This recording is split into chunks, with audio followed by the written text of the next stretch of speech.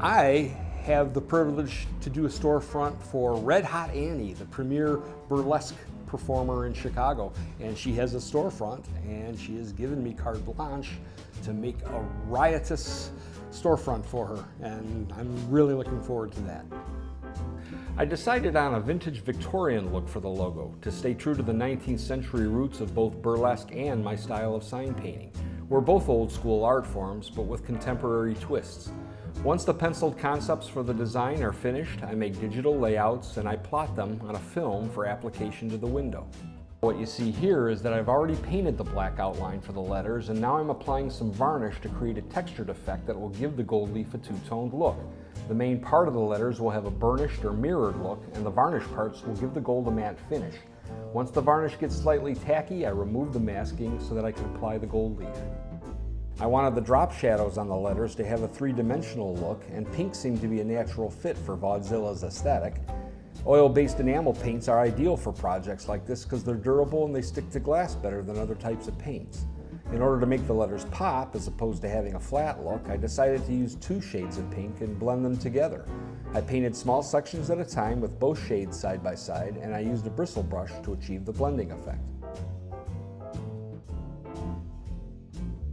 Glass gilding starts with a gelatin and water mixture known as a size. The gelatin works as an adhesive when the size is brushed onto the glass. For the gilding, I use a 23-karat gold leaf that I apply with a gilder's tip. It takes skill and practice to handle the gold leaf, as it is a very delicate material. Additionally, you have to cut the pieces efficiently so that you don't use more than you have to for a particular area. This stuff is expensive.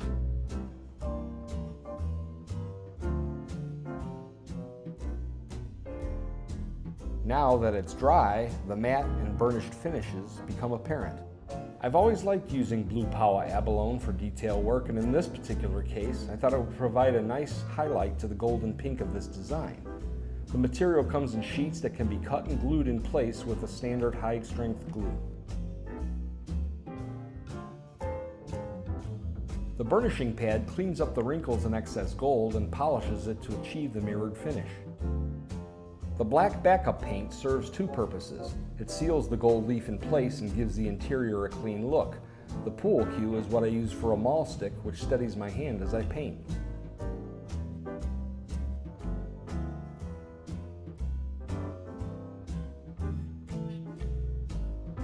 Doing the illustration of Annie posed some challenges because the painting has to be done in reverse. I wanted to have as much information in front of me as I can, so I'll use a photo that's been mirrored, which helps me look at the image in the same way that I'm painting it. I'm also trying to achieve a graphic effect, not a photographic effect. So I plan and mix my paint colors in advance. I start with the highlights and I work towards the darker tones. After making the black outlines, I did all of the white highlights first. The eyes, the tip of the nose, the lips, the cheekbones. From there, I moved to gradually darker skin tones, and I followed a similar process for her hair. I wanted to use this iconic pinup image of Annie with a Valentine's heart because it captures the spirit of the tease. Plus, my birthday's on Valentine's Day, so that adds a personal touch to this project.